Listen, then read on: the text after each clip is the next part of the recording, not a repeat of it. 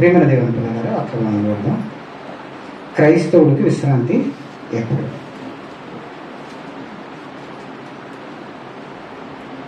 ఈరోజు క్రైస్తవులు విశ్రాంతిని గురించి ఒక దినాన్ని క్రైస్తవులు చెప్పుకోవడం మనం వింటున్నాం. అదే విశ్రాంతి దినం. అది దేవుడు ఇశ్రాయేలీయులకు ఇచ్చిన ఒక ఆజ్ఞ. నిర్గమకాండం 20వ అధ్యాయము 8వ వచనం ఒకసారి మనం చూద్దాం. నిర్గమకాండం 20వ అధ్యాయం 8వ వచనం. దయచేసి అందరూ బైబిల్ చూడండి.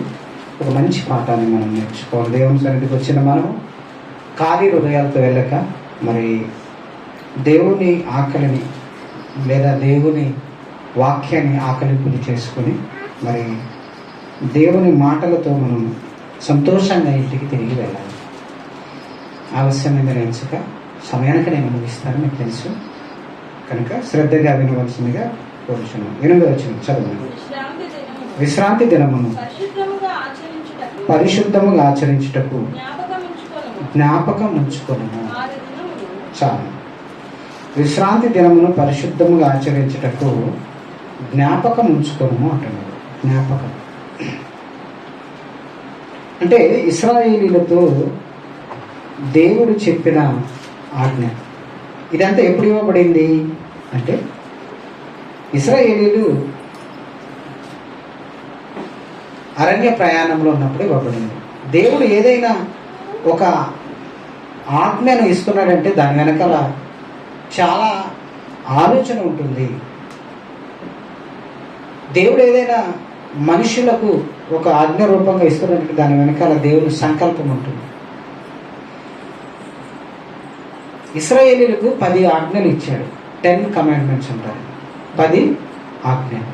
ఈ 10 ఆజ్ఞలు కూడా ఇశ్రాయేలీలు అబ్రహాము సంతతి కదండి, 70 మందిగా పాలస్తీనా దేశంలో విస్తరించిన తర్వాత వీరు 70 నుండి 76 మంది వీరు కరువు వచ్చిన తర్వాత ఐగుప్తుకు వెళ్ళారు.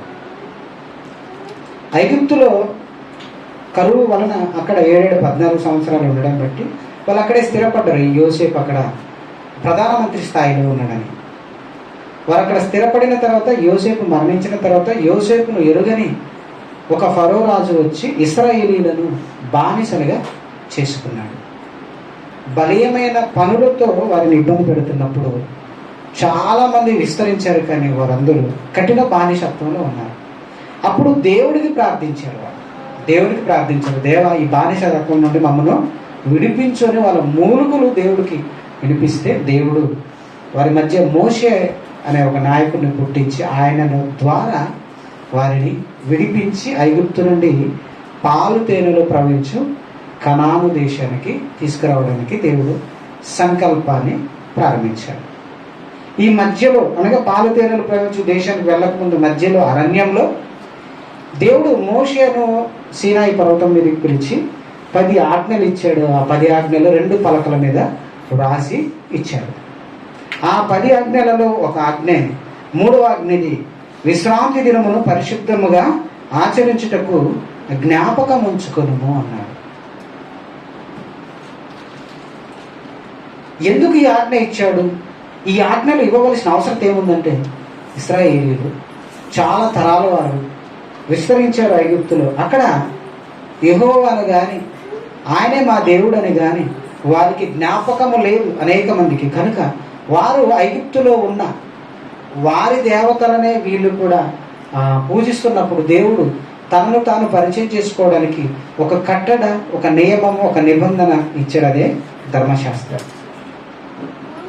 ఆ ధర్మశాస్త్రంలో భాగమే విశ్రాంతి దినం. కనుక విశ్రాంతి దినం అనేది ఇశ్రాయేలీలను దేవుడు ఆచరించమన్నాడు.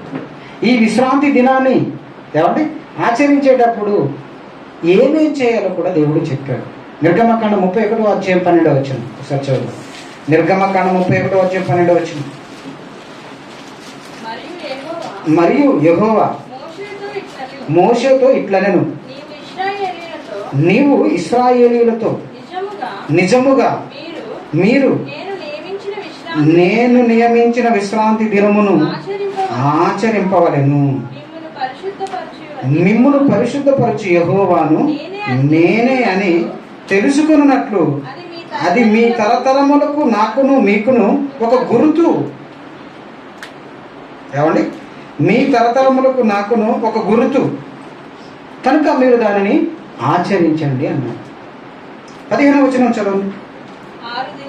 ఇశ్రాయేలీయులతో చెప్తున్నారు, 6 దినములు పని చేయవచ్చును, 7వ దినమున యెహోవాకు ప్రతిష్ఠితమైన విశ్రాంతి దినము. ఆ విశ్రాంతి దినమున పని చేయు ప్రతివాడు తప్పక మరణ శిక్ష నొందును. అంటే విశ్రాంతి దినాన్ని తప్పకుండా ఇశ్రాయేలీయులందరూ ఈ ఆజ్ఞను పాటించారు. ఒకవేళ ఈ విశ్రాంతి దినము నాడు ఎవరైనా పనికి వెళితే, ఎందుకంటే 6 దినాలు మీ పని చేసుకోండి, 7వ దినాన్ని నాకు కేటాయించండి. ఏమంటే వారాలలో 7 రోజులు కదండి. 7 రోజుల్లో మొదటి రోజు నుండి 6 దినాలు మీ పని చేసుకోండి. 7వ రోజు మాత్రం ఏ పని చేయొద్దు, 7వ రోజును విశ్రాంతి దినంగా పాటించండి అని చెప్పాడు. వారానికి ఎన్ని రోజులండి? 7 రోజులు. అంతేనా? 7ఏనా మీ ఊరు?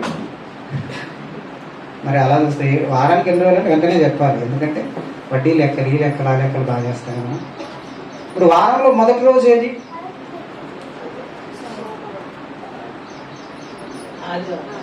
అది అదే కన్ఫ్యూజన్. మనకు సోమవారం తెలుసు, మొదట ఆదివారం. ఒక పాట కూడా ఉంది కదండి, అందుకే ఆది అందు దేవుడు భూమి ఆకాశంను సృజ, అది కూడా ఉంది. ఇంకొకటి పాట కూడా ఉంది, ఆదివారం నారికి మలిచింది, సోమవారం సుడిగేసి పెరిగింది, మంగళవారం మారాకు తొడిగింది, బుధవారం ఏదో ఉంది కదా. బడికి వెళ్ళిన గుర్తుంటాయి, బడికి వెళ్ళడానికి ఏం గుర్తుంటాయి? పిల్లలకి పాటలండి. ఆదివారం మొదటిది. ఇప్పుడు ఆదివారం నుండి లెక్క పెట్టుకుంటారండి, 6 రోజులు ఏ రోజు వరకు వస్తుంది? శనివారం 7వ రోజు అవుతుంది. శుక్రవారం 6 రోజులు, అంటే ఆదివారం మొదలుకొని శుక్రవారం, అంతేనా?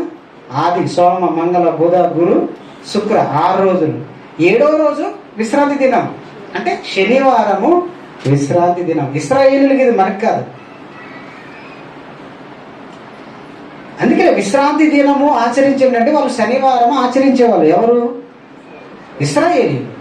కానీ ఈరోజు క్రైస్తవులు కూడా దీనిని ఆచరిస్తున్నారంటే ఆశ్చర్యం వేస్తుంది. ఏమండి?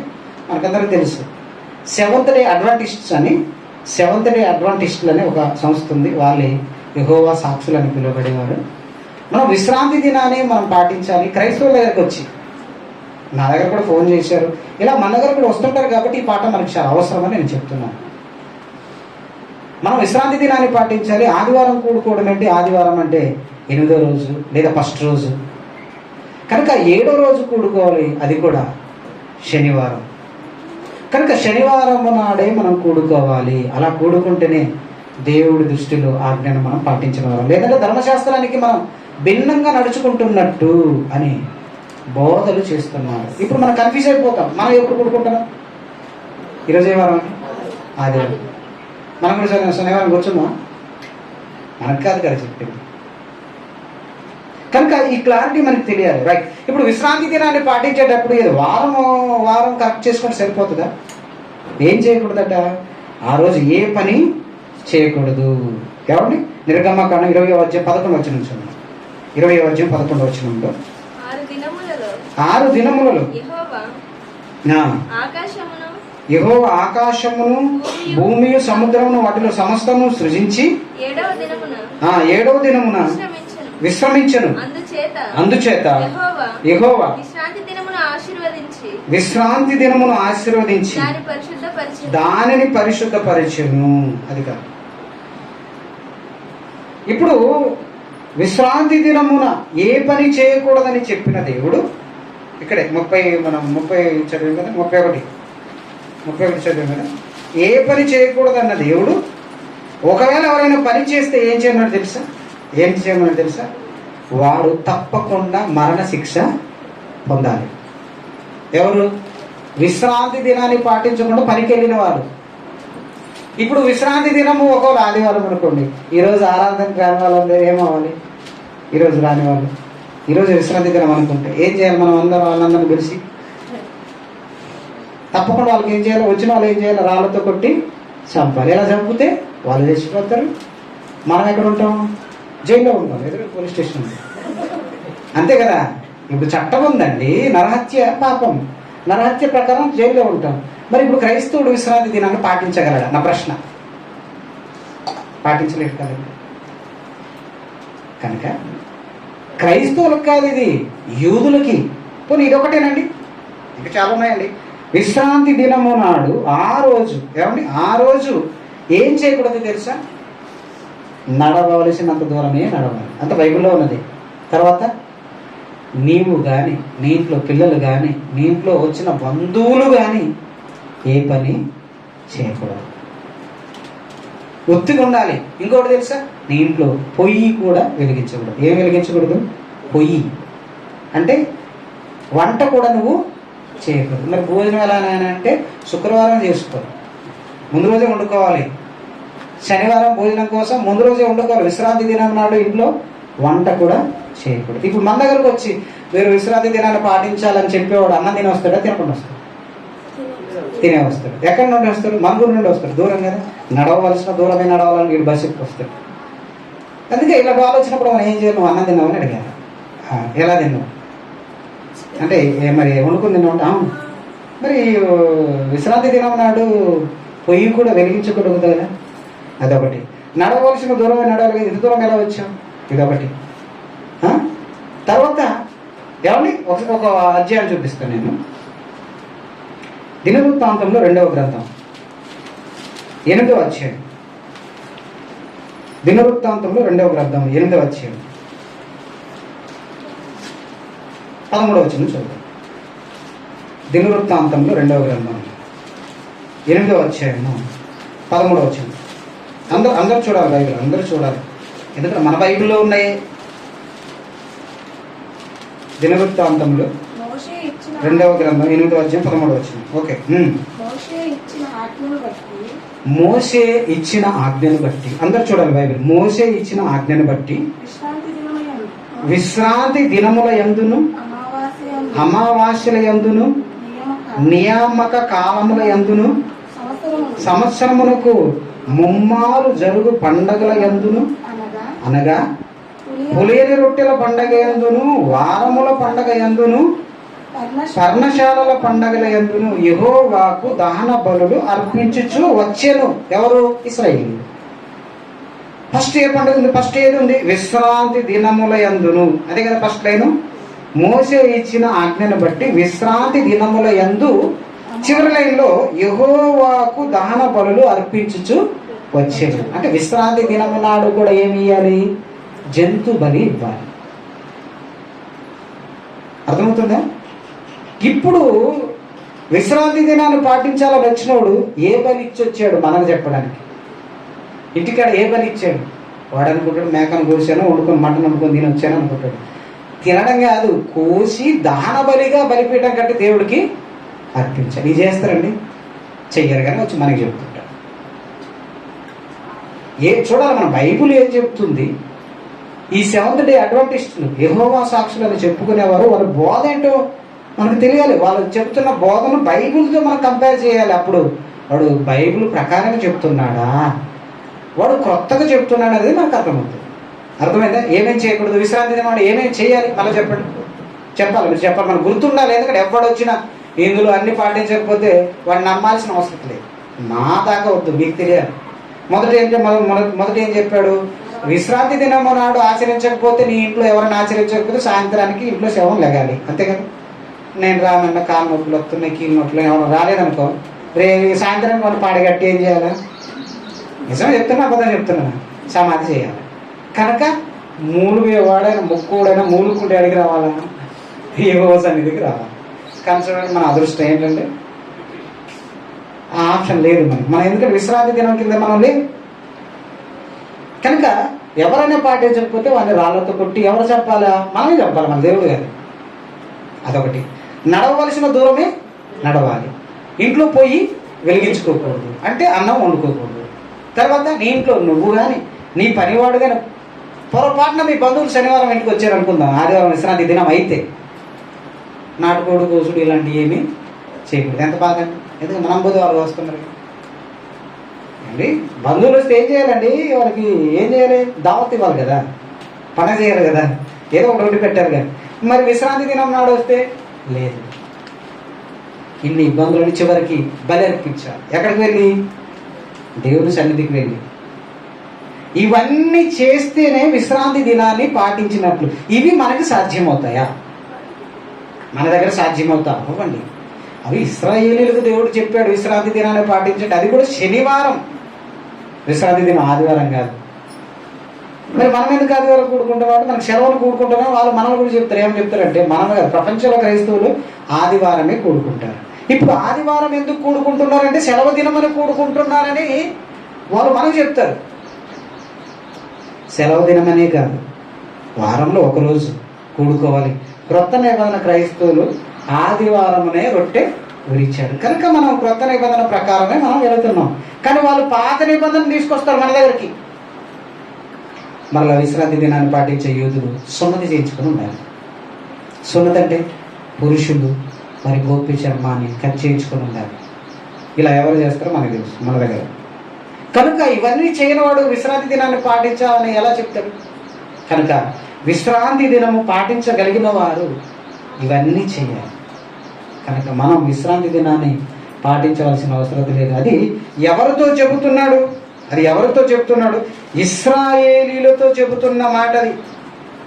మరలా 13వ వచనం, మోషే ఇచ్చిన ఆజ్ఞను బట్టి ప్రతి విశ్రాంతి దినమును అమావాస్యను నియామక కాలముల యందును సంవత్సరమునకు ముమ్మారు జరుగు పండగలను. ఏమండి, వీళ్ళు విశ్రాంతి దినము జరిపించాలనే వీళ్ళ గొడవ చేతుల పక్కన పెడితే, మన క్రైస్తవులండి, క్రైస్తవులలో మేము గుడారాల పండగ చేస్తున్నామని చెప్పుకుంటారు. గుంటూరు చుట్టూ ఏ పండగట? గుడారాల పండగ. ఇప్పుడు దాని గురించి కూడా చెప్తున్నాడు కదండి. నియామక కాలములను సంవత్సరమునకు ముమ్మారు పండగల యందును. అంటే అవి ఏంటంటే పులియని రొట్టెల పండగ, దీనికి మరో పేరే పస్కా పండగ. తర్వాత రెండవ పండగ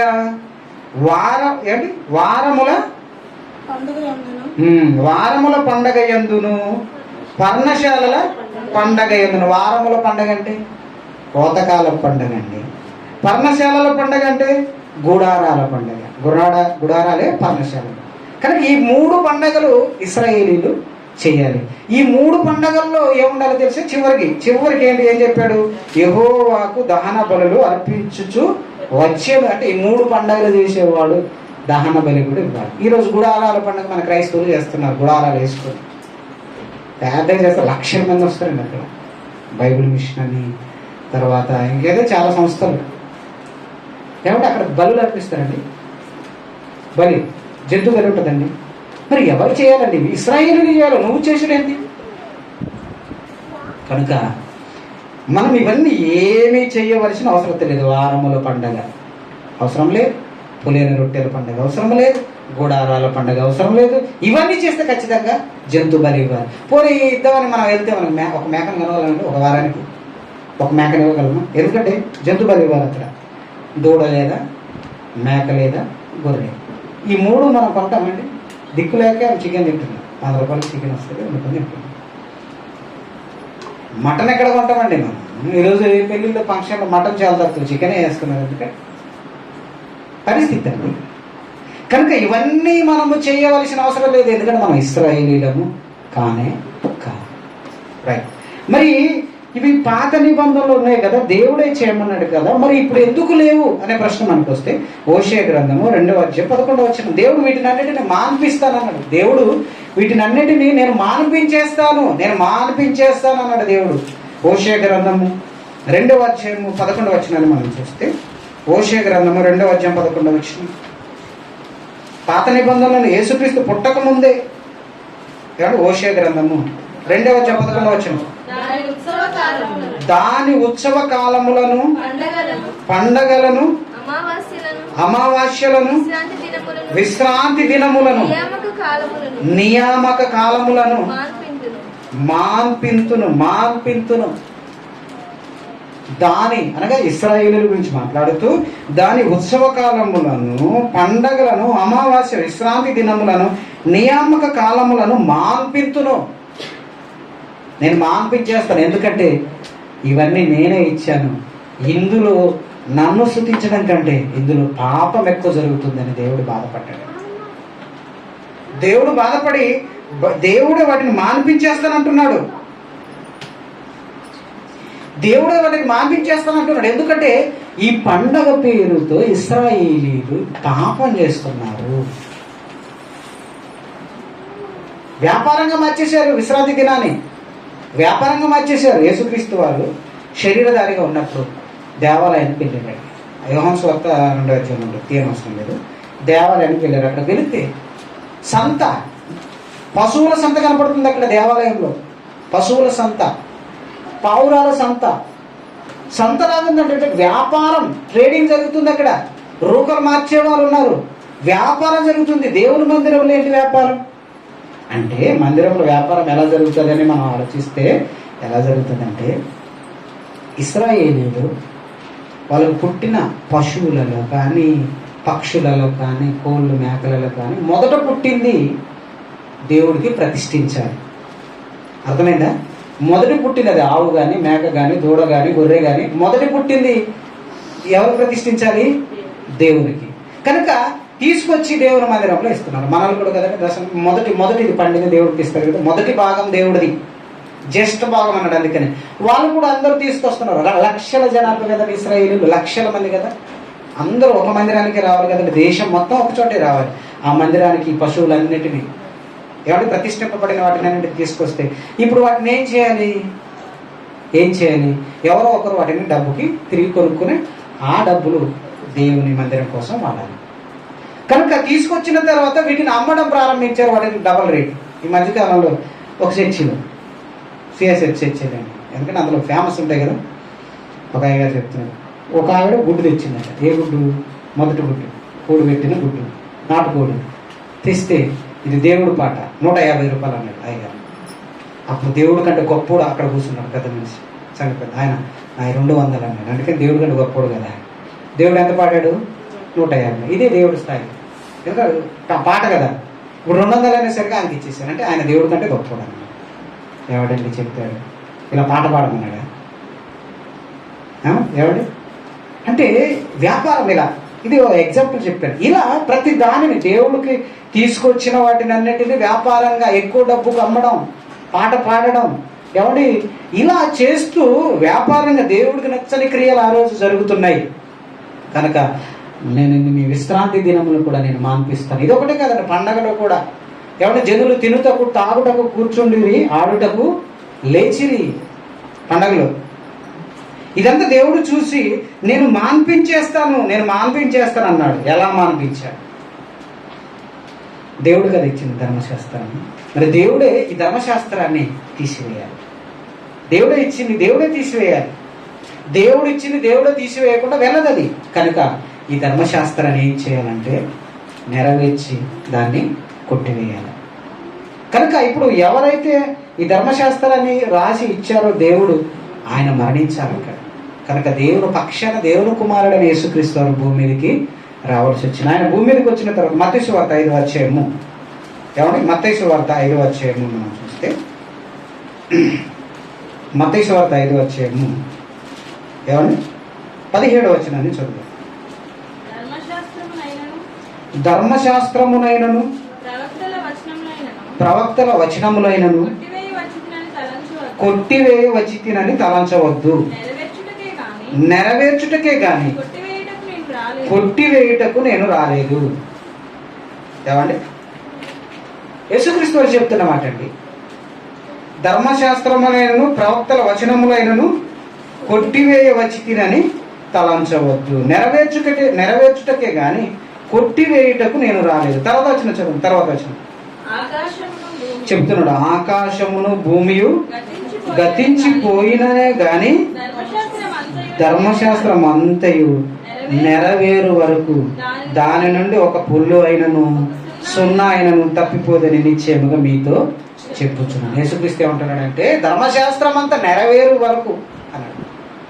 మన క్రైస్తవులు ఏం చేస్తున్నారంటే, వాళ్ళు సెవెంత్ డే అడ్వెంటిస్టులు కాకుండా మిగతా క్రైస్తవులు ఏమంటున్నారంటే, ఇది యేసుక్రీస్తు చెప్పాడు కదా ధర్మశాస్త్రం కొట్టివేయడానికి నేను రాలేదన్నాడు కాబట్టి ధర్మశాస్త్రములో కూడా కొన్ని మనం తీసుకున్నామని వీళ్ళు దశం భాగాలు తీసుకున్నారు. అంటే ఈరోజు క్రైస్తవులు దశం భాగాలు కొన్ని పాటిస్తారు. కొన్ని వీళ్ళకి నచ్చినాయి. గుడారాల పండుగ ఒకటి తీసుకుంటారు, ఇంకా మరొకటి తీసుకుంటారు. ఎందుకంటే యేసుక్రీస్తు చెప్పాడు కదా, నేను ధర్మశాస్త్రములను ప్రవక్తల వచనములను నేను కొట్టివేయ రాలేదన్నాడు కదా అని అక్కడ వరకే చదివి తీసుకుంటున్నారు. యేసుక్రీస్తు చెప్పిన లాజిక్ వీళ్ళకి అర్థం కాలేదు. 18 వచనంలో ఏమన్నాడు? ఆకాశమును భూమియు గతించిపోనే గాని ధర్మశాస్త్రం అంతయు నెరవేరు వరకు దాని నుండి ఒక పొల్లు అయినను సున్నా అయినను తప్పిపోదు. నెరవేరితే కొట్టివేయబడుతుంది. ఇది లాజిక్, యేసుక్రీస్తు వారు మాట్లాడిన లాజిక్. ఎందుకంటే యేసుక్రీస్తు వారు ఈ ప్రసంగము ఎక్కడుండి ప్రసంగిస్తున్నాడు తెలుసా? ఈ ప్రసంగం ఎక్కడ తెలుసా? 5వ అధ్యాయం అంటే కొండ మీద ప్రసంగం. అదే కదా 5వ అధ్యాయం మొదటి వచ్చిన అదే కదా. యేసుక్రీస్తు వారు జనసమూహం చూసి కొండ ఎక్కి కూర్చున్నప్పుడు ఆయన శిష్యులు ఆయన ఎదుకు వచ్చి, జనసమూహం అంతా ఆయన ఎదుకు వచ్చింది. ఈ శిష్యులు బాగానే ఉన్నారు, యేసు చెప్పిన ప్రతిదీ గమనిస్తారు. కానీ శాస్త్రులు పరిశీలు దాన్ని ఒప్పుకోరు. దేని ఒప్పుకోరు? ధర్మశాస్త్రాన్ని కొట్టివేయడానికి వచ్చానంటే ఒప్పుకోరు. చుట్టూ వాళ్ళే ఉన్నారు. ఇప్పుడు వాళ్ళ దగ్గర తెలివిగా మాట్లాడాలి. కొట్టివేస్తాను కానీ జాగ్రత్త, కొట్టివేస్తాను, నెరవేర్చి కొట్టివేస్తానని చెప్తున్నాడు. ఇప్పుడు ధర్మశాస్త్రమునైనను ప్రవక్తల వచనములైనను కొట్టివేయ వచ్చి తినని మీరు తలంచవద్దు అనగానే వాళ్ళు ఏమనుకుంటారు? ఇప్పుడు మనోడే అనుకుంటారు.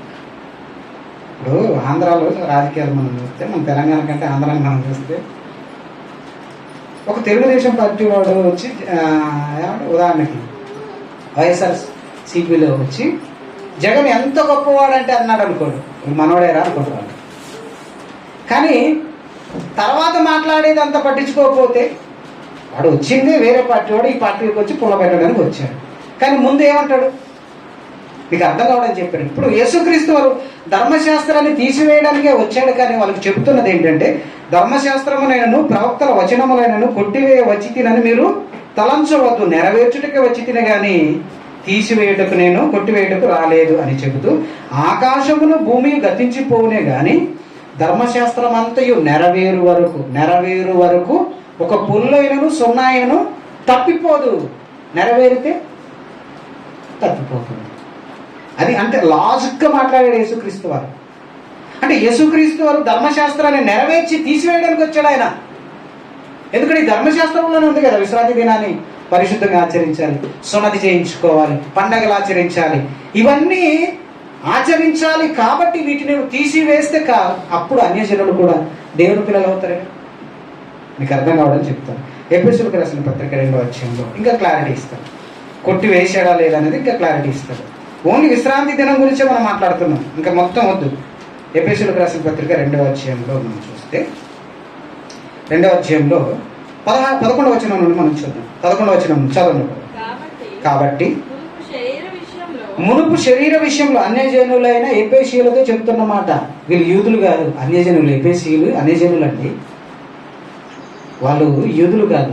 ఇప్పుడు అన్యజనులకి పత్రికను రాస్తూ, కాబట్టి మునుపు శరీర విషయంలో అన్యజనులై ఉండి శరీరమందు చేతితో చేయబడిన సున్నతి గలవారు అనబడిన వారి చేత సున్నతి లేని వారు అనబడిన మీరు ఆ కాలమందు 12వ వచనం, ఆ కాలమందు ఇశ్రాయేలులతో సహపౌరులు కాక పరదేశులను, వాగ్దాన నిబంధన లేని పరజనులను, రక్షణ లేని వారును, నిరీక్షణ లేని వారును, లోకమందు దేవుడు లేని వారునై ఉండి క్రీస్తుకు దూరస్తులై ఉంటిరని మీరు జ్ఞాపకం చేసుకుని. ఎవరితో చెప్తున్నాడు?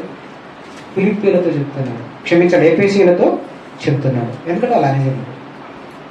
ఒకప్పుడు మీరు ఎవరంటే ఇప్పుడు మారి క్రీస్తులోకి వచ్చారు కాబట్టి ఇప్పుడు మీరు దేవుని పిల్లలుగా పిలువబడుతున్నారు. ఒకప్పుడు మీరు ఎవరో తెలుసా? పరజనులు, నిరీక్షణ లేనివారు, పరదేశులు, వాగ్దాన నిబంధనలు లేని ప్రజలు, ఇశ్రాయేలులతో సహపౌరులు కాదు.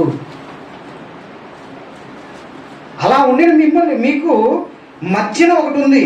మీరు అలా ఎందుకున్నారంటే చెప్తున్నాడు, ఆయనను మునుపు దూరస్తులైన 13వ వచనం, ఆయనను మునుపు దూరస్తులైన మీరు ఇప్పుడు క్రీస్తు యేసునందు క్రీస్తు రక్తం వలన సమీపస్తులై ఉన్నారు. 14వ వచనం, ఆయన మన సమాధానమేండు మీకును మాకును ఉండిన ద్వేషమును అనగా విధిరూపకమైన ఆజ్ఞలు గల ధర్మశాస్త్రమును తన శరీరమందు కొట్టివేయుట చేత మధ్య గోడను పడగొట్టి మన ఉభయులను ఏకము చేసిన. ఉభయులు అంటే అన్యజనులు, యూదులు, ఇద్దరిని ఒకటి చేశాడు.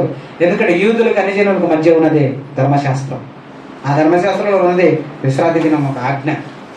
కనుక ఈ విశ్రాంతి దినం అనే ఆజ్ఞ, అదేవిధంగా ధర్మశాస్త్రం అనే ఈ గ్రంథము, మోషే ధర్మశాస్త్రము అన్యజనులు ఇశ్రాయేలీలకు మధ్య నిలబడింది. ఎందుకంటే ఇశ్రాయేలులు మాత్రమే దేవుని పిల్లలు అని ఆ రోజు వాళ్ళు దేవుడి చేత పిలువబడ్డారు. ధర్మశాస్త్రం లేని వారు దేవుని పిల్లలుగా పిలువబడలేదు. కనుక వారిద్దరిని ఏకం చేయడానికి యేసుక్రీస్తు భూమి మీదకి వచ్చి దానిని మధ్య గోడను ఏం చేశాడు? పడగొట్టాడు, కొట్టివేశాడు. ధర్మశాస్త్రాన్ని కొట్టివేసి, అలా కొట్టివేసినప్పుడే పండగలు, విశ్రాంతి దినం, నియమకాలములు, ఎవరి గుడారాల పండగ, పులియన రొట్టెల పండగ, ఈ పండగలన్నీ ఏమైపోయినాయి? తీసివేయబడ్డాయి. కనుక ఆ విశ్రాంతి దినము కింద మనం ఉండవలసిన అవసరం లేదు. గలతీలకు రాసిన పత్రిక 4:10. ఇక్కడ గలతీ సంఘానికి కూడా ఈ డౌట్ వచ్చింది. వాళ్ళకు కూడా చెప్తున్నాడు. గలతీలకు రాసిన పత్రిక ఏమండి 4వ మనం చూస్తే మీరు చెప్తున్నాడు, మీరు దినములను, మాసములను, ఉత్సవ కాలములను, సంవత్సరములను ఆచరించుచున్నారు. మీ విషయమై నేను పడిన కష్టము వ్యర్థమైపోనేమో అని మిమ్ములను గూర్చి భయపడుతున్నాను. క్రైస్తవులతో చెప్తున్నాడు. గలతీలో ఉన్న క్రైస్తవులుగా మారిన వారితో, మీరేంటారా యూదుల నుండి మిమ్మల్ని వేరు చేసి క్రైస్తవులుగా మార్చి క్రీస్తుకు దాసులుగా మిమ్మల్ని చేస్తే మీరేం చేస్తున్నారు? దినములను, సంవత్సరములను, ఉత్సవ కాలములను ఆచరించుచున్నారు. మాసములు కూడా ఆచరించుచున్నారు. అవి మీవి కావు, అవి ఇశ్రాయేలీయులయ్యా. దినం ఆచరించు, దినం అంటే అదేంటి? విశ్రాంతి దినం. మాసం అంటే ఏంటి? నెలలు, అమావాస్య నెలలు. తర్వాత ఉత్సవ కాలములు. మీరేంటి? మిమ్మల్ని క్రైస్తవులుగా నేను మారిస్తే, యేసుక్రీస్తు మీకోసం రక్తం కార్చి మిమ్మల్ని క్రైస్తవులుగా మారిస్తే మీరేంటి మరలా వెళ్ళి గలతీయులారా, మీరేంటి మరలా వెళ్ళి వీటిని ఆచరిస్తున్నారు? యూదులలో ఉన్న ఈ ఆచారాలు మీరెందుకు పాటిస్తున్నారు అని గర్మవుతున్నాడు. అంటే కోప్పడుతున్నాడు. మీ విషయమే నేను పడిన శ్రమ అంతా ఏమైపోయింది? అనవసరంగా వృధా అయ్యేటట్టుంది ఏంటి? మీరేంటి ఇలాంటివి ఆశిస్తున్నారు అంటున్నాడు. కొలసీలకు రాసిన పత్రిక 2:16. కొలసీలకు రాసిన పత్రిక 2:16. అంటే యేసుక్రీస్తు వారు మార్చేశారా లేదా క్లారిటీ ఇస్తున్నాడు. కాబట్టి అన్నపాన విషయంలోనైనను, పండగ, అమావాస్య, విశ్రాంతి దినమును వాటి విషయంలోనైనను మీకు మీరు తీర్పు తీర్చని ఎవరికి అవకాశం ఇవ్వకుడి. ఎక్కడేమంటున్నాడు? అన్నపానముల విషయంలో, పండగ, అమావాస్య విషయంలో, విశ్రాంతి దినమును వీటి విషయంలో మిమ్మల్ని మరొకడు మీరేంటివి పాటిస్తున్నారు అని మిమ్మల్ని నేరస్తులుగా నిలబడేటట్టు మీరు ప్రవర్తించకండి. కొలసీలారా అంటున్నాడు. మీకు అర్థమవుతుందా? అంటే వీటిని అన్నిటిని కొట్టివేస్తే మరలా ఏంటి? యేసు కొట్టివేసి వీటిని తీసివేస్తే మరలా మీరు పాటిస్తున్నారేంటి? విశ్రాంతి దినం అంటారు ఏంటి? మరలా అమావాస్య అంటారేంటి? మనలో చాలా మంది క్రైస్తవులు అమావాస్య ఆరాధన అంట. ఏంటి? ఏ ఆరాధన అంట? అమావాస్య. ఎక్కడుంది? అది యూదులు చేయాల్సిందే అమావాస్య నాడు. నువ్వేంటి? కనాను పండుగల ఆరాధన అంట. ఇవాళ ఇక్కడ ఒకతను ఫ్లెక్సీ పెట్టాడు. ఏంటంటే అభిషేక ఆరాధనకి. ఇది ఎక్కడ ఉంది? బైబిల్లో మరి. మామూలు ఆరాధన పెట్టచ్చు కదండి, పెట్టడం. ఆరాధన పెడితే జనాలు వస్తారండి. అందులో ఏముండాలి? స్పెషల్ ఉండాలి. పరిశుద్ధాత్మ అభిషేక ఆరాధన అంటే అమ్మో ఇది కొంచెం బలంగా ఉందని అనుకుంటారు. ఎవడండి పెట్టాడు? ఏమి ఇక్కడ పరిశుద్ధాత్మ లేదంటే ఇది బైబిల్లో పరిశుద్ధాత్మ రాబడిన మాట కదా. అంటే ప్రజలు ఏంటంటే కొత్తదనం, బైబిల్లో లేనిది చాలా ఇష్టం. ప్రియమైన దేవుని పిల్లలారా, మీరేంటి ఇలా అయిపోతున్నారు కొలసీలారని పౌలే గరం అవుతున్నాడండి. పౌలే కోప్పడుతున్నాడు వాళ్ళని. అన్నపాన విషయంలోనైనాను, పండగ, అమావాస్య, విశ్రాంతి దినమును అను వాటి విషయంలోనైనాను తీర్పు తీర్చని ఎవరికి అవకాశం ఇవ్వకండి. జాగ్రత్త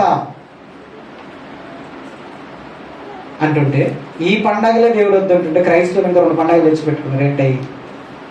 యేసు పుట్టాడని ఒకటి, యేసు సచ్చాడని ఒకటి. అదే కదండి క్రిస్మస్. ఇంకొకటి ఏంటి?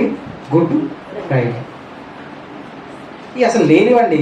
అసలు ఆ పాత ఏ వద్దన్నాడు దేవుడు, కొత్త వాటికి ప్రయారిటీ ఇస్తాడు. అవి లేవండి, ఏ పండగలు లేవు. మరి ఏంటి? ఏం లేవు, తీసేసాడు యేసుక్రీస్తు. మరి ఏం చేయాలి? పండగ అంటే వేరే చెప్పాడు యేసుక్రీస్తు. కనుక విశ్రాంతి దినం అనేది లేదు. ఇప్పుడు యేసుక్రీస్తు బ్రతుకున్నప్పుడు, యేసుక్రీస్తు భూమి మీద ఉన్నప్పుడు విశ్రాంతి దినాన్ని పాటించాడా? విశ్రాంతి దినాన్ని ఏమంటే పాటిస్తూ విశ్రాంతి దినాన్ని ఖండించాడు. ఏమంటే మార్కు సువార్త చూద్దాం. మార్కు సువార్త ఏమండి 2వ అధ్యాయం 23వ వచనం. త్వరగా మార్కు సువార్త 2వ అధ్యాయం 23వ వచనం. మార్కు సువార్త 2వ అధ్యాయం 23వ వచనం. మరియు ఆయన విశ్రాంతి దినమున పంట చేనుల్లో పడి వెలుచుండగా శిష్యులు మార్గమున సాగిపోవచ్చు వెన్నులు త్రుంచుచుండిరి. అందుకు పరిసయ్యులు చూడుము విశ్రాంతి దినమున చేయకూడదని వారు ఎలా చేయుచున్నారని ఆయన అడిగిరి. ఏమండి? యేసుక్రీస్తు వారు విశ్రాంతి దినము రోజు ఏమండి వెళుతున్నప్పుడు ఆయన శిష్యులు, యేసుక్రీస్తు వారి శిష్యులు పంట చేనుల మీదకి వెళ్తున్నప్పుడు ఆ వెన్నులు త్రుంచి తింటున్నారు. అప్పుడు విశ్రాంతి దినం నాడు ఇవన్నీ చేయకూడదు కదా అని యేసుని అడిగారు. ఏమంటే మహానుభావుడు ఎక్కడున్నాడు, ఏం తిన్నాడు, వాళ్ళకి టిఫిన్ లేదు, భోజనం ఇవన్నీ సమయానికి లేవండి. పాపం వాళ్ళకి ఆకలైందేమో వెళ్తారో ఆ వెన్నులు తుంచుకొని తింటుంటే యేసుని అడుగుతున్నారు. పరిచయాలు వచ్చి నీ శిష్యులు ఎందుకు విశ్రాంతి దినమున్నది చేయకూడదు వారు ఎలా చేయించున్నారని ఆయన అడిగారు. అందుకు యేసుక్రీస్తు ఏమన్నారు? అమ్మో విశ్రాంతి దినాన్ని పాటించాలి శిష్యులారా జాగ్రత్త అన్నాడా? ఏమన్నాడు? ఈయన ఒక లాజిక్ చెప్పాడు. ఈయన ఏమన్నాడు? తానును తనతో కూడా ఉన్న వారందరూ ఆకలి కోరినందున దావీదునకు అవసరం వచ్చినప్పుడు అతడు చేసినది మీరెన్నడూ చదవలేదా అన్నాడు. ప్రశ్న వేశాడు. దావీదును మీరు గొప్పగా చూస్తారు కదా, మోషేను గొప్పగా చూస్తారు యూదులు, దావీదును గొప్పగా చూస్తారు, రాజు కదా దావీదు. కాబట్టి వీరిద్దరిని గొప్ప చూస్తారు కదా. ఇప్పుడు నేను దావీదు గురించి ఒక మాట చెప్తున్నాను ఏంటంటే, దావీదు తాను తనతో ఉన్నవారు ఆకలి కొనినప్పుడు యాజకులు మాత్రమే తినే సముఖపు రొట్టెను తిని నిర్దోషులుగా ఉన్నారు కదా వాళ్ళు. మరి ఇప్పుడు నా శిష్యులు తిన్నారని మీరెందుకు వాళ్ళ మీద నేరారోపణ చేస్తున్నారు అనేసరికి సైలెంట్ అయిపోయారు. ఇప్పుడు మీరు చెప్పండి, విశ్రాంతి దినాన్ని యేసుక్రీస్తు వారు పాటించారా? పాటించినట్టు మనకి కనపడట్లేదు. ఇంకో మచ్చం చూపిస్తాను. ఏమన్నా లూకాసు వార్త 6వ అధ్యాయం 6వ వచనం. ఇక్కడైతే ఇంకా క్లారిటీ ఇచ్చేసాడు.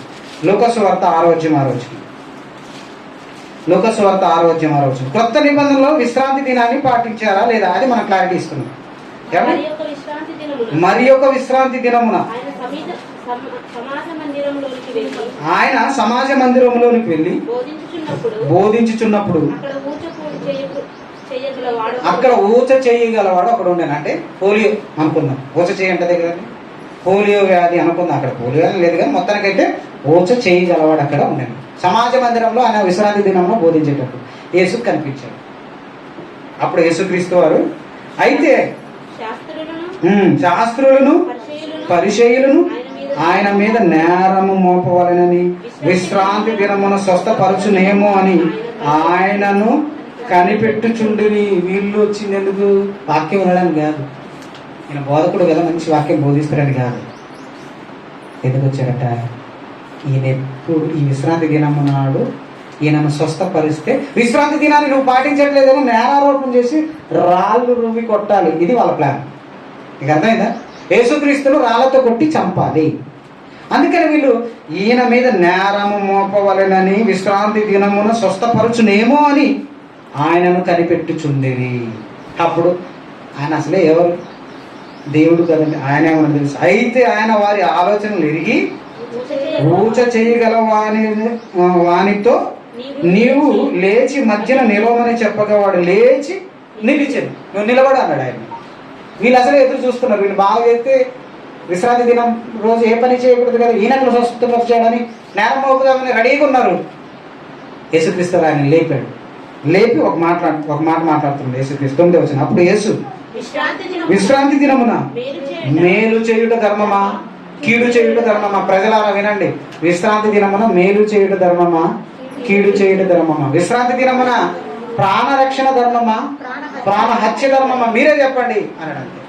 ఇంకేమంటారు? సైలెంట్ అయిపోయారు. కనుక వెంటనే వాళ్ళు బాగా చేశారు. నోరు మూసుకొని ఉన్నారు. ఏం చేస్తారు ఇంకా? ఇప్పుడు మీరు చెప్పండి, యేసుక్రీస్తు వారు విశ్రాంతి దినాన్ని పాటించారా? విశ్రాంతి దినం నాడు స్వస్థపరిచాడా? స్వస్థపరిచాడు. స్వస్థ కూడా పరచకూడదు అనేది కదా వాళ్ళ వాదన. నిజానికి యేసుక్రీస్తు వారు భిన్నంగా నడుచుకోవట్లే. విశ్రాంతి దినం నాడు మేలు చేస్తున్నాడు. మేలు తప్పేం కాదు కదా. విశ్రాంతి దినం నాడు మీ పశువు ఏదో గుంటలో పడితే తీయవా? చచ్చిపోతుంది కదా. కనుక ప్రాణ రక్షణ ధర్మం. ప్రాణహత్య నేరం కదా. విశ్రాంతి దినము మంచి కూడా చేయొద్దంటారంటే మీరు, అది యేసుక్రీస్తు వారు ఇస్తున్న కౌంటర్. మీకు అర్థమైందా? విశ్రాంతి దినమును యేసుక్రీస్తు వారు విభేదించారన్నది కాదు. ఇక్కడ పాయింట్ ఏంటంటే, విశ్రాంతి దినము నాడు మంచి కూడా చేయకూడదనే స్థితికి యూదులు, ఇశ్రాయేలీలు వచ్చేసారు. అసలు విశ్రాంతి దినమును ఇచ్చిందే దేవుడు. విశ్రాంతి దినాన్ని పాటించండి, నన్ను గురించి తెలుసుకోండి అని దేవుడు మంచి చేయడానికి ఇస్తే, వీళ్ళు విశ్రాంతి దినం నాడు ఏ పని చేయొద్దంటే మంచి పని కూడా చేయనీయట్లేదు. వీళ్ళు ఏమన్నారు చెప్తా. ఇప్పుడు మీరు జాగ్రత్త, తప్పులు చేయకండి అని నేను చెప్పాను అనుకోండి. ఓహో, మా అయ్యగారు తప్పులు చేయొద్దు అన్నాడు కాబట్టి మంచి కూడా చేయొద్దు అనుకుంటారు అంటే దానికి ఎవరండి? అదే అర్థం. నువ్వు తప్పు చేయొద్దంటే మంచి చేయమనే కదా అర్థం. విశ్రాంతి దినము నాడు మీరు పరిశుద్ధంగా ఆచరించండి అంటే మంచి చేయకూడదా? అంటే వీళ్ళు ఏ స్థాయికి వెళ్ళిపోయారంటే ఆచారం ముఖ్యము తప్ప ఆ రోజు మంచి కూడా చేయకూడదు, ప్రాణ రక్షణ కూడా చేయకూడదు. కనుక యేసుక్రీస్తు ఏమన్నారు తెలుసా? అసలు విశ్రాంతి దినాన్ని ఇచ్చిందే నేను. యేసుక్రీస్తు విశ్రాంతి దినానికి ప్రభు అయి ఉన్నాడంటాడు. అసలు విశ్రాంతి దినాన్ని కలిగించిందే నేను, దానికి పైన వాడిని నేను, నన్నే మంచి చేయొద్దంటారేంటి అని అక్కడ యేసుక్రీస్తు వారు మాట్లాడుతున్నాడు. ప్రియమైన దేవుని పిల్లలు, కనుక విశ్రాంతి దినం అనేది అంత ఖచ్చితమైనది అన్నట్టు కనిపించట్లేదు. విశ్రాంతి దినము నాడు మంచి చెయ్యొచ్చు, కానీ విశ్రాంతి దినం నాడు మేలు కోసమే ఇస్తే వీళ్ళు విశ్రాంతి దినాన్ని వ్యాపారంగా మలుచుకున్నారు. విశ్రాంతి దినం నాడు ఎదుటివారు ఎక్కడ దొరుకుతాడా అని, విశ్రాంతి దినం నాడు ఎవరైనా తప్పు చేస్తే రాళ్ళతో కొట్టి చంపాలని అలా ప్లాన్ చేస్తున్నారు. అంటే వీళ్ళు ఎలా ఉన్నారంటే, ఎవరైనా చంపాలంటే ఏం చేయాలి? వీళ్ళని విశ్రాంతి దినాన్ని తప్పించేటట్టు చూడాలి.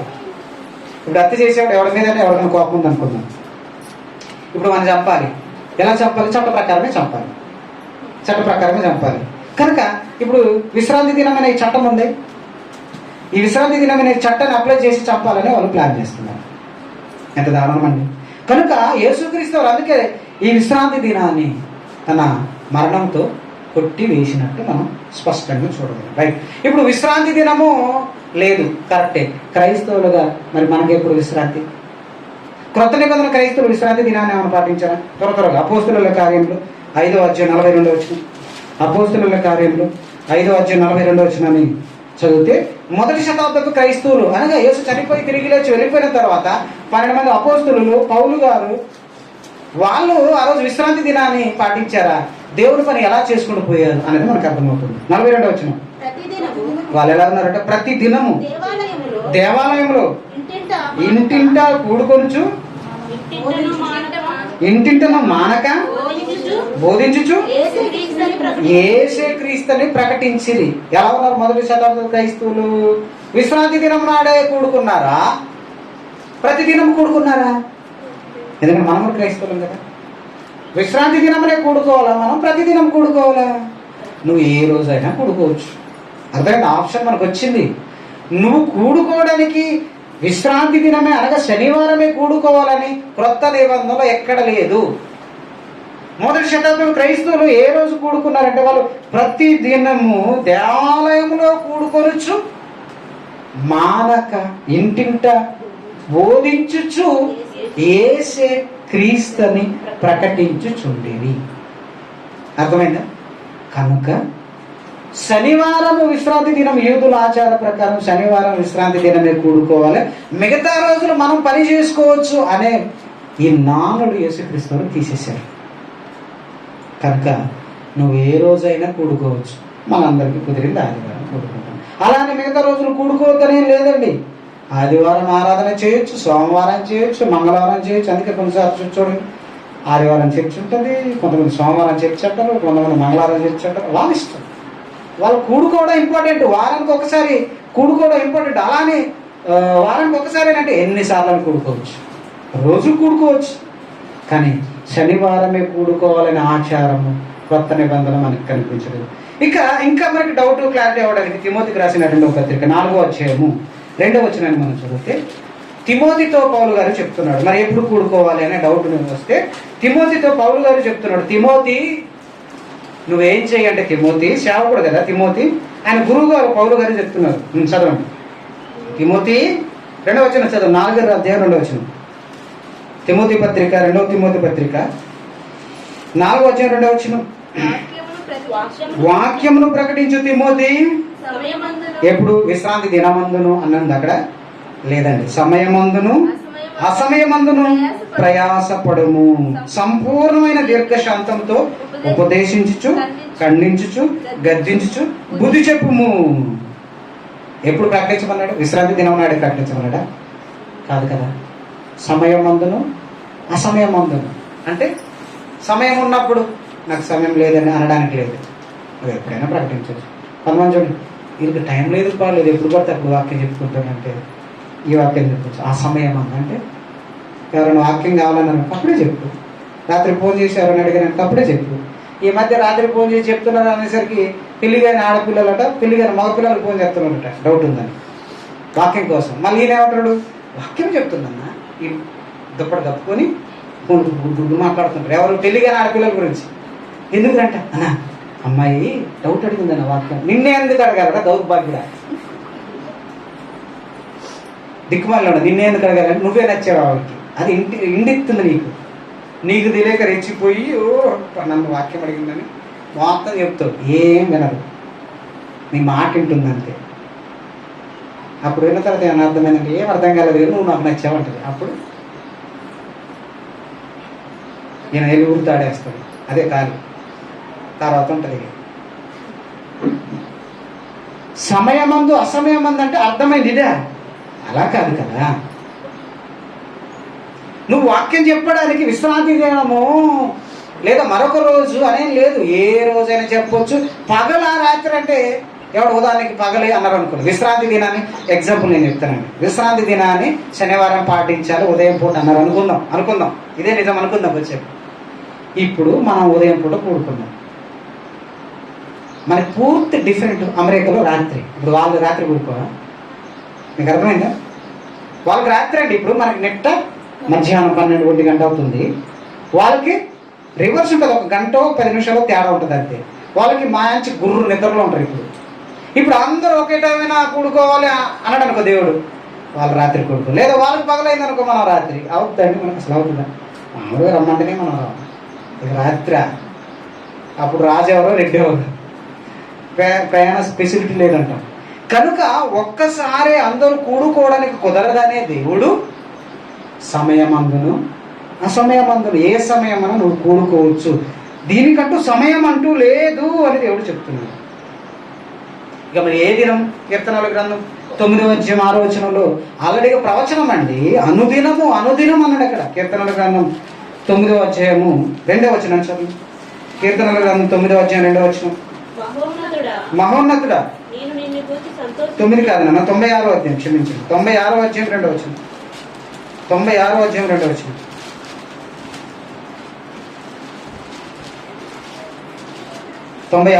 2వ వచనం. యెహోవా మీద పాడుడి, ఆయన నామమును స్తుతించుడి, అనుదినము ఆయన రక్షణ సువార్తను ప్రకటించుడి. విశ్రాంతి దినం అని అన్నది ఇక్కడ. అనుదినం ఇది ప్రవచనం అండి. అనుదినం అంటే ప్రతిరోజు రక్షణ సువార్త ప్రకటించే ఒక రోజు మనం ముందే చెప్పాడు. చెప్పిన తర్వాత అది వచ్చేసింది.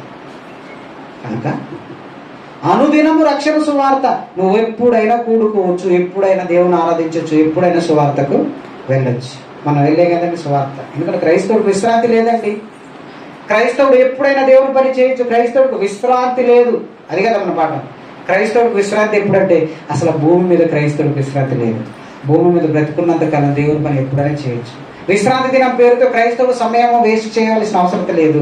క్రైస్తవుడికి విశ్రాంతి ఎప్పుడంటే చనిపోయిన తర్వాతే విశ్రాంతి. వారు ఏమండి ఎబ్రీ పత్రిక 4వ అధ్యాయం ఆ మాట చూద్దాం. ఎబ్రీ పత్రిక 4వ అధ్యాయంలో మనకు సమయం అయింది కాబట్టి త్వరగా నేను ఇస్తాను. ఎబ్రీ పత్రిక 4వ అధ్యాయము 10వ వచనాన్ని చదువు. 9 నుండి చదువు. 9-10 వచనాలు చదువు. ఎబ్రీ పత్రిక 4వ అధ్యాయం 9-10 వచనం. కాబట్టి దేవుని ప్రజలకు విశ్రాంతి నిలిచి ఉన్నది. విశ్రాంతి దినం పాటించడానికి లేదు. ఇప్పుడు క్రైస్తవులకు విశ్రాంతి నిలిచి ఉన్నదంటే అనుభవిస్తున్నారా లేదా? ఇంకా లేదు. నిలిచి ఉన్నదంటే ఇక విశ్రాంతి పొందే అవకాశము లేదు. మరి ఎప్పుడు పొందుతావు అంటే, ఎందుకనగా దేవుడు తన కార్యములను ముగించి విశ్రమించిన ప్రకారము ఆయన యొక్క విశ్రాంతిలో ప్రవేశించువాడు కూడా తన కార్యములను ముగించి ఏం చేయాలా? విశ్రమించాలి. క్రైస్తవుడు ఎప్పుడు విశ్రమించాలా? దేవుడు తనకిచ్చిన ఆయుష్కాలంలో దేవుడు పని చేసి సమాధికి వెళ్ళినప్పుడే విశ్రాంతి. యేసుక్రీస్తు కూడా మత్తయి సువార్త 11:28 వచనంలో చదవనవసరం లేదు. మత్తయి సువార్త 11:28 వచనంలో ఏమంటాడు? ప్రయాసపడి భారం మోసుకొనిచున్న సమస్త జనులారా నా యొద్దకు రండి, నేను సాత్వికుడను దీన మనసు గలవాడను కనుక నా యొద్ద నేర్చుకుని నా కాడి మీ మీద ఎత్తుకుని అప్పుడు మీ ప్రాణములకు విశ్రాంతి దొరుకును అన్నాడు. ఎప్పుడు? నువ్వు కాడి మోసినప్పుడు, దేవుని పని చేసినప్పుడు, అప్పుడు నీకు విశ్రాంతి అనే పరలోకం వస్తుంది. ఇప్పుడు విశ్రాంతి అంటే ఏమనుకుంటున్నారు? పరలోకం, విశ్రాంతి, సుఖం. విశ్రాంతి అంటే ఏంటంటే రెస్ట్. రెస్ట్ అండి. విశ్రాంతి అంటే రెస్ట్. ఎవరికి రెస్ట్? రెస్ట్ ఎవరు తీసుకుంటారు? పని చేసి వచ్చినాడు రెస్ట్ తీసుకోవాలి. ఏ పని లేనాడు రెస్ట్ తీసుకుంటే దాన్ని రెస్ట్ అంటారా? ఏమండి? పని చేసినోడే రెస్ట్ తీసుకోవాలండి. పని చేయనోడు రెస్ట్ తీసుకోవచ్చా? తీసుకోకూడదు. పని చేయనోడు రెస్ట్ తీసుకోకూడదు. ఇక్కడ కూడా దేవుడు అంటున్నాడు, ఎందుకనగా దేవుడు తన కార్యములను ముగించి విశ్రమించిన ప్రకారము ఆయన యొక్క విశ్రాంతిలో ప్రవేశించిన వాడు కూడా తన కార్యములను ముగించి విశ్రమించును. తన కార్యములను ముగించి విశ్రమించును. ఇప్పుడు చెప్పండి, క్రైస్తవుడికి అసలు విశ్రాంతి దినం కాదు కదా, విశ్రాంతే లేదు భూమి మీద. నువ్వు ఎప్పుడైనా దేవుని పని చేయొచ్చు, నీ పని కూడా నువ్వు ఎప్పుడైనా చేయొచ్చు. విశ్రాంతి, నువ్వు దేవుని పనిలో విశ్రాంతి ఎప్పుడంటే నువ్వు మరణించినప్పుడు, అప్పుడు నువ్వు విశ్రాంతిలోకి ప్రవేశిస్తావు. ఏ కార్యాలు చేయాలి? దేవుని కార్యాలు చేయాలి. తన కార్యములను ముగించి విశ్రమించాలి. తన కార్యములను ముగించి విశ్రమించాలి. కనుక అసలు క్రైస్తవుడికి భూమి మీద విశ్రాంతి దినమే లేదండి. పలానా రోజు దేవుని పని చేయకూడదనడానికి లేదు, పలానా రోజు దేవుని పని చేయకూడదనడానికి లేదు, పలానా సమయంలో దేవుని పని చేయకూడదనడానికి లేదు. పోనీ మనకుందండి, మన పనులు చేయడానికి ఎవరిని మేము ఈ టైంలో చేయమండి అని ఎవరైనా అనగలరు? అన్ని టైంలో మనం పని చేస్తామండి. అందుకే నేను డ్యూటీలు ఏ టైం అండి, బీపీఎల్ డ్యూటీలు చూడండి, షిఫ్ట్లు. ఏ షిఫ్ట్ అంటే 6 నుండి మధ్యాహ్నం 2 వరకు. బి షిఫ్ట్ అంటే మధ్యాహ్నం 2 నుండి రాత్రి 10 వరకు. సి షిఫ్ట్ అంటే రాత్రి 10 నుండి ఉదయం 6 వరకు. ఇంకా విశ్రాంతి ఏడా ఉందండి? అంటే మన పనులకు విశ్రాంతి లేకుండా పనులు పెట్టుకున్నాం. కనుక ఏ టైంలో పని చేస్తున్నప్పుడు లోక పని, మరి దేవుడి పని మనం ఏ సమయంలోనే చేయొచ్చు. ఏ సమయంలోనే చేయొచ్చు. ఉన్న సమయాన్ని పగలే మనం చేయలేకపోతున్నాం, ఇంకా రాత్రి ఏం చేస్తామండి. కానీ ఒకవేళ రాత్రి చేసే అవకాశం వస్తే, దేవుడి పనిలో నువ్వు రాత్రి ఆలస్యం అవుతే ఈ సమయంలో కూడా పని చేయొచ్చు దేవుడి పని. కనుక క్రైస్తవుడికి భూమి మీద విశ్రాంతి లేదు. క్రైస్తవుడు మరణిస్తేనే విశ్రాంతి. అలాంటి విశ్రాంతి లేని మనకి విశ్రాంతి దినం అనే ఒక దినాన్ని పాటించమంటున్నాం అంటే ఏమర్థమైంది బైబిల్? కనుక మన కార్యాలు చేయాలి. అందుకే అపోస్తులు చేసే వారి కార్యాలు అపోస్తుల కార్యాల పుస్తకాల్లో ఉన్నాయి. మన కార్యాలు ఏమున్నాయి? మన కార్యాలు ఏమున్నాయి? మనం ఏం కార్యాలు చేసాం? మనకు తెలుసు మనం ఏ కార్యాలు చేసాము. ఇంకా చేయాలి. మనం చేసాం కదా. ఎక్కడ గూడెమే మొత్తం దుమ్ము దుబ్బ. మీకు గుర్తుందో లేదు? దుమ్ము దుబ్బ దులుపుకోలే ఒకరోజు చేసినాం కదండి. ఒకరోజు ఉదయం బయలుదేరిన మొత్తం దుమ్మే. దుమ్ము ఎందుకు పడుతుందో మనం దులుపుకున్నాం. నాకేం గుర్తొచ్చింది తెలుసా? మనం సువార్తకి వెళ్ళామని సాక్ష్యం చెప్తే ఆ దుమ్మే ఎవరికి? దేవుడు, ప్రభు. వీళ్ళు ఇటు వచ్చారు ప్రభు అని మన పాదధూళి ఏం చేస్తుంది? సాక్ష్యం చెప్తుంది దేవుడికి. నిజం ప్రభు వచ్చారు ప్రభు. మనం అనుకున్న దుమ్ము అని మొత్తం దులుపుకున్నాం. కానీ ఆ దుమ్ము మనం పలానా ఊరు సాక్ష్యానికి వెళ్ళాము, సువార్తకి వెళ్ళామని సాక్ష్యము చెబుతుంది. కనుక మన పనులు ఎలాంటివి మనం ఎన్నో చేయాలి. సువార్త బాగా చేసామండి, వెరీ గుడ్, అందరూ సహకరించారు. ఇంకా మనం చేయాలి. అలా చేయాలని కోరుకుంటూ దేవుడి పనిలో మనం ముందుకు వెళ్ళాలని కోరుకుంటూ, అది చాలా చిన్నది, ఎప్పుడో ఒక సువార్త చేస్తున్నాం, అదొక్కటే కాకుండా ఇంకా మన కార్యక్రమంలో మనం విరివిగా ఉండాలి. ఎందుకంటే క్రైస్తవుడికి విశ్రాంతి లేదు, చనిపోతేనే విశ్రాంతి. వారి కార్యములు ముగించి విశ్రమించిరి అని మనం ప్రకటన గ్రంథంలో చదువుతాం. చనిపోయిన వారి దగ్గర చదివే వాక్యం ఉంది. వారు తమ కార్యములు ముగించి విశ్రమించరు. ప్రకటన గ్రంథం, సరే ఆ మాట చూసుకుని ముగించుకున్నారు. ప్రకటన గ్రంథం 14వ అధ్యాయము ఏమండి, కార్యాలు ముగించినోడే విశ్రమిస్తాడు అని చెప్పడానికి 13వ వచనం.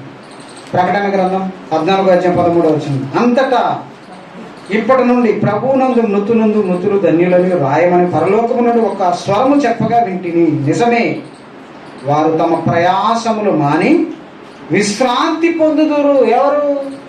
భూమి మీద ఉన్న క్రైస్తవులు దేవుని కోసం ప్రయాసపడి మరణిస్తే అప్పుడు విశ్రాంతి. అంతే తప్ప భూమి మీద ఉన్నప్పుడు నేను విశ్రాంతి దినం పాటిస్తాను, విశ్రాంతి ఉంది అంటే ఇక నీకేం అర్థమైంది బైబిల్? కనుక నువ్వు యూదుడవు కాదు, మన క్రైస్తవులు. మనకి ఈ భూమి మీద విశ్రాంతి నిలిచి ఉంది. ఆ విశ్రాంతిలో ప్రవేశించాలంటే నీ కార్యంలో ముగించి విశ్రమించాలి. చేసే ప్రభు చాలా కార్యాలు చేసాం. పుట్టినప్పుడు బారసాలు, పెరిగినప్పుడు 6 నెలలకి అన్నప్రసన్న వేడుక, తర్వాత ఆడపిల్లకి ఏం చేస్తారు? మెచ్యూర్ వస్త్రం, నూతన వస్త్రాలంకరణ, దాని తర్వాత పెళ్లి తర్వాత మళ్ళీ బారసాల. మరి దానికి ముందు ప్రెగ్నెంట్తో ఉన్నప్పుడు ఏదో చేస్తారు కదండి, సీమంతం, దాని తర్వాత డెలివరీ, దాని తర్వాత మళ్ళీ బారసాల ఉయ్యాల. ఇదే రొటేషన్. పెళ్లి చేయడమే ఈరోజు ఎక్కువైపోతుంది. ఈ మధ్యకాలంలో మన క్రైస్తవుల గురించి నేను మాట్లాడుతున్నాను. పెళ్లికి ముందు ఏదో చేస్తున్నారండి, అది కాదు హల్దీ అట. ఈ హల్దీ ఏందో బాబోయ్, జల్దీ కరగకుండా హల్దీ చేస్తున్నారండి. మన దానికి పెద్ద ఖర్చు, పెళ్ళే పెద్ద ఖర్చురా బాబు అంటే అది పసుపుతో అదే కదా దాని ఉద్దేశం. అదే వాళ్ళ అన్ని ఆచారాలు. పసుపుతో మనం శుభ్రం చేయడం కరెక్టే కదా. అసలు ఉన్నదే ఖర్చు అంటే మళ్ళీ దీనికి మామూలు కాదు. మళ్ళీ దాంట్లో డ్రెస్ ఉండాలి, వచ్చిన వాళ్ళకి అందరికీ పసుపు కలర్ బట్టలు ఉండాలట, మళ్ళీ పసుపు దంచియాలి. నీకెవరు చెప్పాడు బాబు? క్రైస్తవుల కోసం నేను మాట్లాడుతున్నాను. ఇవన్నీ నీకెవరు చెప్తారు? దానికి ముహూర్తం చూడమంటాడు ఒక అతను వచ్చి, పాస్టర్ గారిని, అయ్యగారు హల్దీ చేయాలి, ముహూర్తం చూడమంటాడు. చెప్పు తీసుకుని కొట్టద్దు నేను. అసలు పెళ్లికే ముహూర్తాలు లేవు, విశ్రాంతి అమావాస్య దినాలు లేవని ఇవన్నీ నువ్వు పాటించొద్దనే కదా పౌలు గారు అరిశారు. అసలు మనకి లగ్గాలు గిగ్గాలు అయ్యాయి. నీకు నచ్చినప్పుడు చేసుకో, మీ కుటుంబం అంతా ఎప్పుడు కుదురుతుందో చూసుకో, అందరు ఎప్పుడు వస్తారో చూసుకో, అయ్యగారు కూడా డేట్ ఎప్పుడు కుదురుతుందో చూసుకో. ఇది చూసుకోకుండా దొంగసాటిన లగ్గం తీసుకుని వచ్చి అయ్యగారు మాకు ఈరోజే కుదురుతుందంటే నీ కుదురుతుంది. కనుక ఫలానా రోజుని ఫిక్స్ చేయాల్సిన అవసరం లేదు. అన్నీ మంచి రోజులు దేవుడు చేసినవి. కనుక దినాల విషయంలో మనం విశ్రాంతి దినం మొదలుకొని ఏ దినము చెడ్డదని చెప్పడానికి లేదు. ఎందుకంటే దినాలను నువ్వు కలిగించావా? ఆదివారం నువ్వు కనిపెట్టావా? లేదా సోమవారం నువ్వు సృష్టించావా? మంగళవారం నువ్వు సృష్టించావా? బుధవారం నువ్వు సృష్టించావా? శనివారం శని అనడానికి, మంగళవారం మంచిది కాదనడానికి నువ్వు సృజించావా? దేవుడు సృజించాడా? సృజించిన వాడిని అవమానించడం కదండి మంగళవారం మంచిది కాదంటే. నువ్వు సృజించావా? దేవుడే చెప్పాడు కదా మంచిదని. తాను చేసిన సృష్టిని అంతను చూసి ఇది మంచిది అన్నాడు కదా. ఎందుకు మనం దేవుని అపార్థం చేసుకుంటున్నాం క్రైస్తవులుగా? కనుక ఈ జ్ఞానం మనకు ఉండాలి. విశ్రాంతి దినం లేదు మనకు. విశ్రాంతి మరణించిన తర్వాత హాయిగా ప్రశాంతం కదండి. నిజంగా చచ్చిపోతేనే కదండి విశ్రాంతి. ఎన్ని బాధలండి భూమి మీద మనకి ఎన్ని బాధలు తెలుసలేదు. ఎంత భారం మోస్తుంటో మనకు తెలియకుండానే మనం పిల్లలకు ఫీజులు అంటాం, మనకు భోజనం అంటాం, బట్టలు అంటాం, అబ్బాయి ఎన్ని ఉంటాయో ఖర్చులు. చనిపోయిన వాడికి ఏమన్నా ఉంటాయండి? చనిపోయిన ఏమండి మిస్టర్ పిల్లలకు ఫీజు కట్టాలని అడుగుతామండి. స్కూల్లో ఫీజు కట్టాలని అడుగుతాం, వదిలేస్తాం. ప్రశాంత్ అమ్మయ్య ఏడా పోయింది అనుకుంటాడు. ఎన్నిటి నుండి బయటకు మనం విముక్తి కదండి. అప్పుడు అది విశ్రాంతి. కనుక విశ్రాంతి అనేది క్రైస్తవుడికి భూమి మీద లేదు. మరణిస్తేనే ఉండే విశ్రాంతి. అదే విశ్రాంతి తీసుకునే దేవుడు ఉండే లోకానికి చేరడానికి చక్కటి మార్గం. ప్రార్థించుకున్నాం.